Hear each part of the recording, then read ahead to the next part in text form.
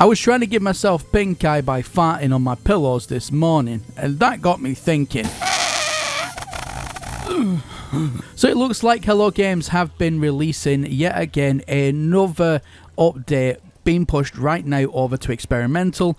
So just like in my last video when I was explaining that all these little updates will get pushed to experimental first on PC only, once there's a massive collection of these updates, fixes, and hopefully some new items or something new to play with, what will happen is it'll all get wrapped together and then delivered to absolutely everybody on all platforms such as Xbox, PlayStation, and hopefully very, very soon the Nintendo Wii will get the updates as well from last massive update. So they'll be at 4.05 with the rest of us.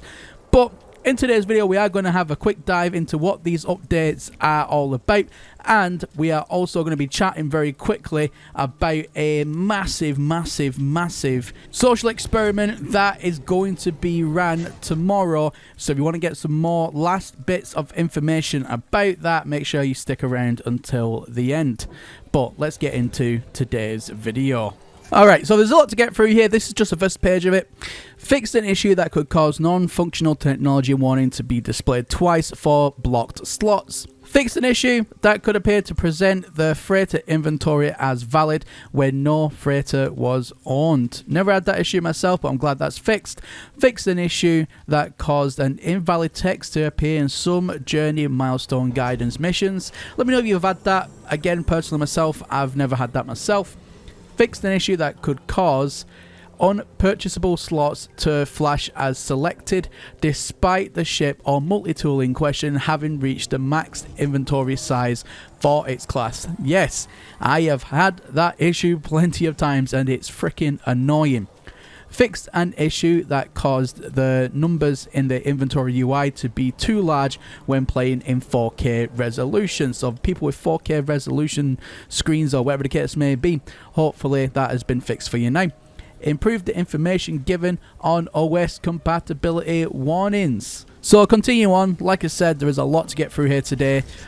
Plaque interactions will no longer loop back to the first piece of history for that planet's race after completing every interaction, and the same goes with abandoned buildings as well. Players joining a friend's game directly from the front end but without a valid save slot will now have the option to customize their difficulty settings. So what that basically means is if your friend is playing on a certain difficulty setting that isn't compatible with, let's say, what your settings are, then before you do jump into your friend's game, because let's say they have a, like, I don't know, permadeath setting or something like that already preset, then you're able to temporarily set that in order then to join their game and to make it fair. I think that's what that means, but let me know again your thoughts in the comment section down below.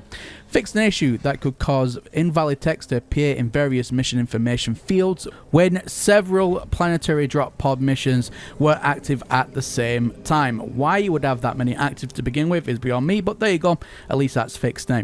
Fixed an issue that could cause all planetary drop pod missions in the same system to be complete when loading a save where one had already recently been complete. Fixed an issue that clamped the craftable amount for an item at the size of its current stack. Crafting items can now be adjusted up to current free inventory space. Fixed an issue that caused some UI elements to overlap the bottom of the inventory screen. Fix a number of issues that could cause the shortcut button to take place directly to a newly unlocked guide entry to fail to work correctly.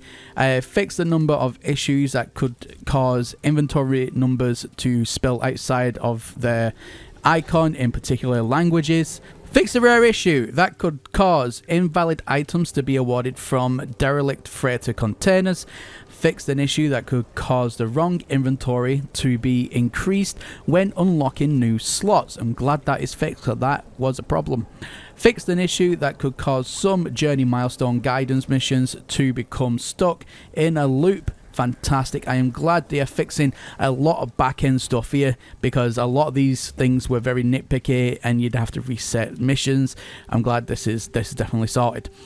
Fixed inventory readability issues cause the background to be transparent in VR. So those who play No Man's Sky VR, rejoice, it's fixed.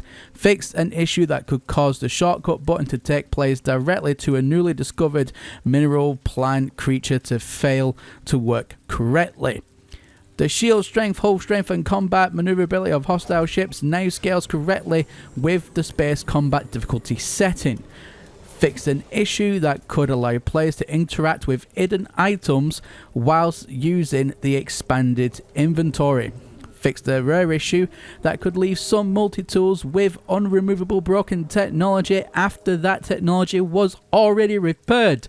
Hallelujah, praise Jesus. The non-functional companion summoning options have been removed from the Starship Quick menu, thank God.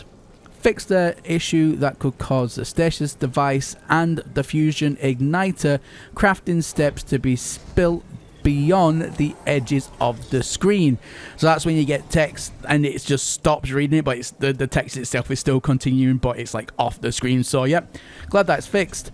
Fixed the collision issue, affected some alloy door parts. Fixed an issue that caused the living frigate feed options to appear when talking to standard frigate captains aboard your freighter. Never had that issue myself, but I'm glad that fixed. But don't worry guys, there's still a little bit more to go yet. And finally, fixed a number of visual glitches that could occur whilst using the appearance modifier. Fixed a number of rendering issues affected Oculus Meta VR headsets. The visual quality of FSR 2's Ultra Performance mode has been increased. That'll be excellent for those who are FPS chasers out there. I fixed a number of particle flickering issues in VR. So again, a lot of VR fixes in this, which is really good to see because VR has been needing a good back end fix for a while, so I'm glad this is started to all be fixed from. I fixed a rare hang that could occur when summoning the space anomaly using a hotkey. Yes, I have everything pretty much set to a hotkey, so I'm glad this is fixed because it did happen. Like I said, it was a rare hang, but it did happen. Fixed the crash related to playing custom byte beat tracks. Not something I use in game personally, but if you are one of those byte beat track people out there, let's just say, hopefully, it is fixed. So there you have it guys, again more fixes inbound for the experimental branch on PC. I suspect there's going to be another week or two of all of these mini updates being rattled through to experimental first, and then like I said at the beginning of the video, it'll all be wrapped in one big gorgeous bundle and then shipped out to console as well. Hopefully, no mention yet obviously, well I say hopefully, I mean Switch still hasn't got a massive update since its release, so hopefully they need to bundle everything from this update and last update and get it out to the Nintendo Switch peeps, so then they can all be included and get all of these lovely fixes as well. As always guys, let me know your thoughts on these updates in the video comment section down below. So guys, there is going to be a massive social experiment, the biggest ever seen in No Man's Sky, and I need 30 volunteers. Now there is going to be a recording schedule for this experiment, so tomorrow morning at 11 AM GMT until around about 5 or 6 o'clock PM GMT, you would need to make yourself fully available for recording. Also guys, I will need to make sure that you have Discord, because you'll need to be part of my Discord group. I'll have the link to that in the video description down below, because you'll need to go into certain channels, etc, etc. And also you'll need to have a permadeath account without any of the settings being locked. So no lock settings or anything like that. You'll have to have it customizable, but it needs to be a permadeath account. It don't matter if it's an old existing one or a new one, you just need to have that ready to go. So if you are interested and you want to put your name down for consideration, all you need to do is jump over to my Discord and send myself a quick DM with your interest, and I'll have you noted. I'll be calling everybody who is eligible to join this experiment by no later than 10 AM tomorrow morning. So good luck, hopefully you get picked. And yeah, that's everything from me here today, and as always, my name is Professor Cynical, and I'll catch you all again in the next one. Bye for now.